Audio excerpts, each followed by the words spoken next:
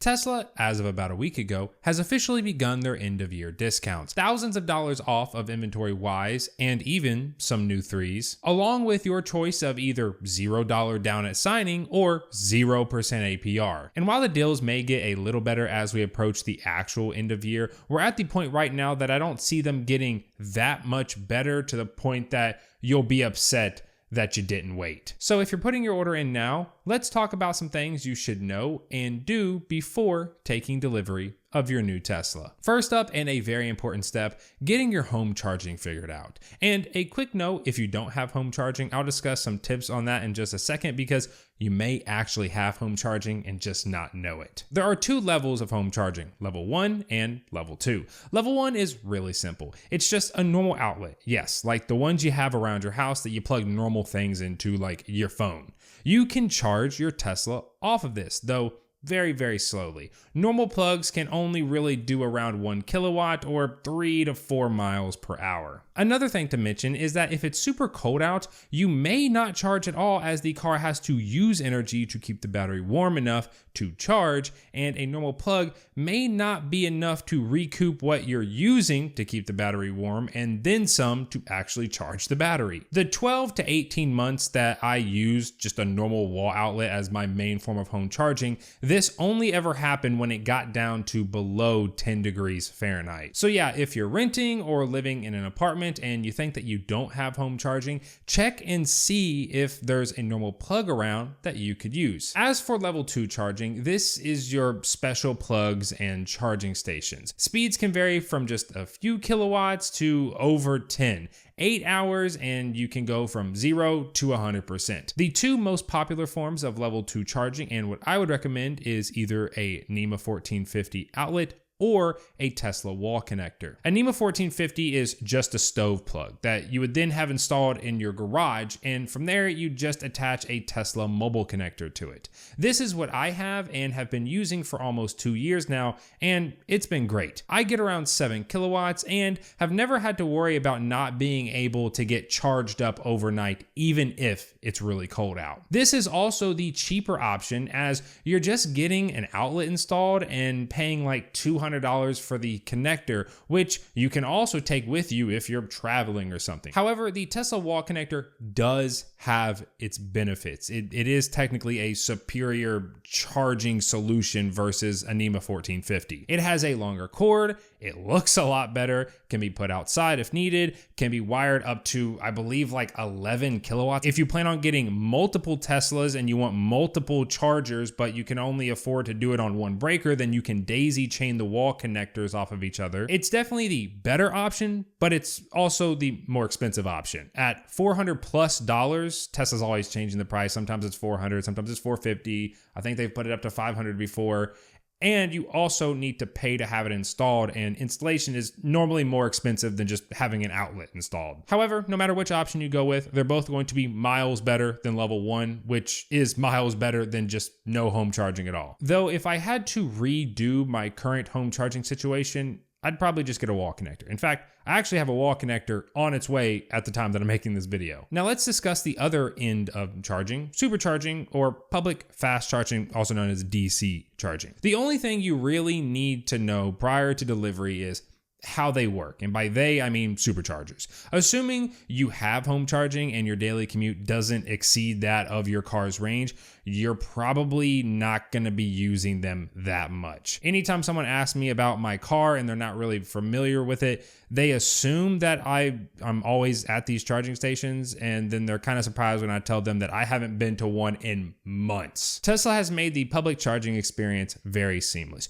You pull up to a spot and plug in. No pulling out your credit card or screens to deal with, especially those crappy outdoor touch screens. You know what I'm talking about. It just auto charges whatever card you have on file for your supercharging. You can see the price by selecting the charger on the map, along with other information like how many stalls are available, wait time if there is one, cars en route, charging speed, pictures of the charger, assuming people have posted them, amenities nearby, and more. The only other thing to know about supercharging is the charging speed. There are 3 types of superchargers that you should kind of be at least somewhat familiar with: V2, V3, and V4. For V3 and V4, they're pretty much the same if you're a Tesla owner, excluding the looks and the cable length being a little bit longer. They're both 250 kilowatts and they don't share power in pairs.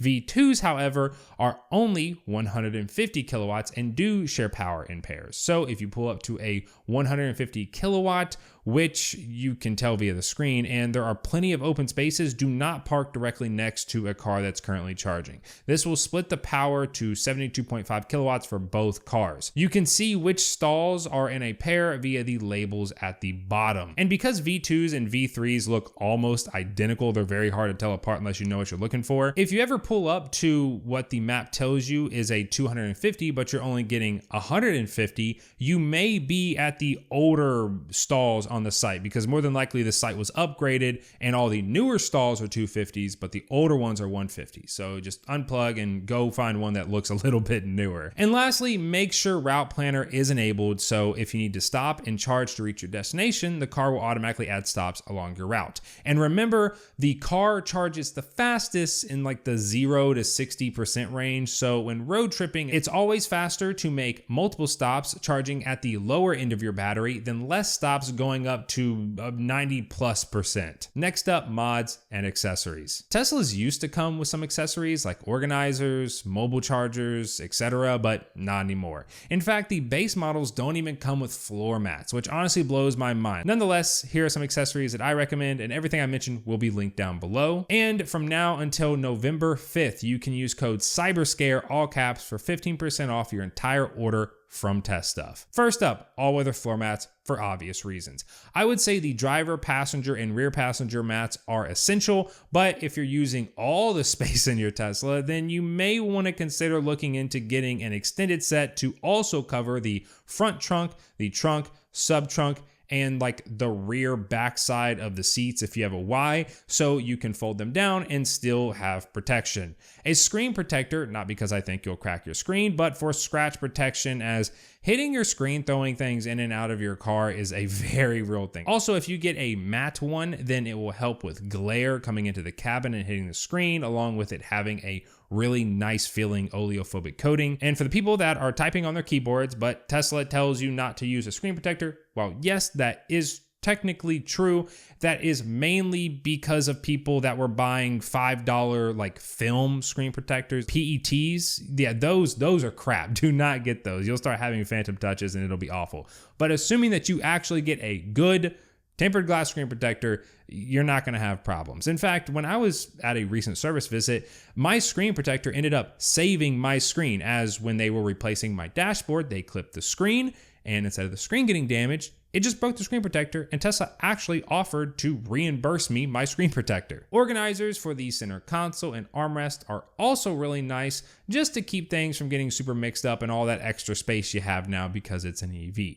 If you have a Y or older 3, maybe some interior lighting. This is the one that I had on my old 3, and it was great. It's just one strip, takes 5 minutes to install, auto turns on and off when you get in and out of the car, can be controlled via a button without the need of an app, though there is an app if you want even more color combinations. It was great, and I also had a matching center light strip that would pair with the dash light strip. The interior lighting really just livened up the car, and all around, I highly recommend it. There's also other things like roof sunshades if you live in a super hot environment, charging adapters for level 2 public charging, and more that I'll have linked below. Remember, 15% off with code CYBERSCARE at Test Stuff. Oh, and the last thing, my tire inflator, every time I show it, I get questions about it. It's from Fantech, and I'll have it linked via Amazon below. It's super compact, can pump up all 4 tires multiple times, doubles as a battery bank for your phone in case of emergency, and triples as a flashlight. It stays in my sub trunk year round. I would rather have it and not need it than need it and not have it. I do have a code. It'll be on screen right here. I don't know if it'll save you any money. It may not. It kind of just depends on what they're running, but make sure you try it out. Next up, Tint and PPF. For Tint, it's all personal preference. You don't have to get Tint, but considering it's an EV and the less your AC has to work to keep the cabin cool, the more efficient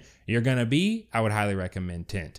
Plus, Teslas are just fish bowls. Tint laws vary from state to state, so something I recommend may be technically illegal for you. I would recommend looking up your state's tint laws and going into a reputable shop, as they'll have example films to show you what a percentage will look like. Please note, however, that if you're getting white interior, all tint is gonna look about 10% brighter than if it was on black interior or the like example that they'll show you, because normally the example they have is with like a dark background. However, with that being said, my blanket recommendation, if you're worried about legality or it just being too dark, is 20-ish% if you have white interior, 30 if you have black interior, all around, and 70 on the windshield. Model Ys will come with the rear doors already tinted, so just talk to your tint shop about what you'll need on the rear to get it to match the front, assuming you want the tints to match, which I recommend you do have them match, because anytime they don't match, it kind of just looks a little weird. Full windshield tint is pretty much illegal everywhere in the US, but 70% is borderline invisible. However, assuming it's ceramic, it's still going to reject like every bit of heat that a super dark tint would reject. That tint being XPEL XR Plus, which is what I recommend. I've had it 3 times now. You can find certified installers on their website. As for PPF, this is also very popular for Teslas. Is it because Tesla's paint is actually that bad, or because Teslas tend to be a little more expensive than what most people buying them are used to paying, so they fall down the rabbit hole of thinking they need to protect a painted surface? It's probably a combo of both. As someone that has had 3 cars PPF'd, I think it's worth it only if you do it yourself. I have a video here on the channel going over my matte PPF install on my new 3 that you can check out. Mine is from Drive Protected, and you can use code JMH for 5% off. I'll have it linked below. To compare prices, it costs less to do my entire car in a matte PPF from Drive Protected than having just a frontal professionally installed. And a frontal is only the hood, bumper, and fenders. And I should know, because the last 2 Teslas I had both had full frontals and cost me $3,000 each. In terms of my opinion on PPF, I do think it's worth its DIY price, as you have full protection against rock chips and scratches, while also making the car easier to clean, as you don't have to be as gentle while washing as you would need to be on a just bare surface. If you do accidentally end up adding some like swirls or micro scratches, the film heals itself. Yeah, I highly recommend DIY PPF, especially from Drive Protected, as they have fantastic training courses. This was my very first time ever touching paint protection film, and I was able to do my entire car. Now, while Tesla's build quality has gotten pretty good as of recently, and there's a 99% chance your car will be perfect, it's still probably a good idea to show up with a delivery day checklist so you know what to look for. I have an entire video going over what to look for that you can check out. However, if you just want a pre-made checklist that you can take with you and check off as you go on your delivery day, I've made one as well. It's linked down below. It directly supports the channel. It took me a ton of time to put together. So if you do decide to use it, thank you. It's gonna have you looking at things you didn't even know about or that you should even be looking for, and it shouldn't take you more than 20 to 30 minutes on delivery day. Now, this next one may sound stupid, but trust me, it's not. Read the manual. I know who reads manuals in 2024, and you could totally just keep watching Tesla YouTube, but reading the manual is gonna teach you almost everything you need to know. There are some small things that aren't in there, like how to stop your turn signals from getting stuck if you're in a new 3, like I discussed in a prior video, but for the most part, it's got everything. And finally, your pre-delivery task. This includes your registration, tax credit eligibility, payment and or loan info, along with insurance and scheduling delivery. If you're getting a loan, I would choose cash and wait till you've been assigned a VIN, then message via the app and have them switch you to financing. This just prevents your loan approval from potentially expiring if Tesla has a bunch of delays with getting you your car, and may even get you your car faster, as selecting cash has been shown to give somewhat of a priority. If you are taking advantage of a special APR promo, make sure you read the requirements so you're correctly applying and understand what's needed from you. For example, the 20% down payment requirement for the 0 APR right now includes the $7,500 tax credit, so that 20% doesn't need to be entirely out of your pocket. Once you do get a VIN, things tend to move pretty quickly. Like, I got my VIN and within a few weeks I had the car. After you've scheduled delivery and everything, if you want to request that they don't wash the car, if you don't want, like pre-installed micro scratches at the dealership, then you can ask them that. They normally still do have to spray it down, but you can request that they don't touch it. If you need them to charge it up because you got a long trip home and you don't want to stop and supercharge, so I would recommend you do, just to make sure supercharging is working, then you can ask them to charge your car up for you. In reality, purchasing a Tesla is one of the easiest things that you'll ever do. But because it's so different than traditional car shopping and buying, there's this sense of almost feeling overwhelmed, but I guarantee it fades once you realize how seamless Tesla has made it. Like you order online, download and submit your info through an app, and then you just go pick up the car. If you've recently picked up a Tesla, let me know what you went with and, more importantly, what deals you got. Even though my car is paid in full, I'm still a little jealous of all of you getting 0% APR right now. If you are new around here and you want to see more Tesla related stuff in your YouTube feed, then feel free to subscribe, and I will see you all in the next one. Peace.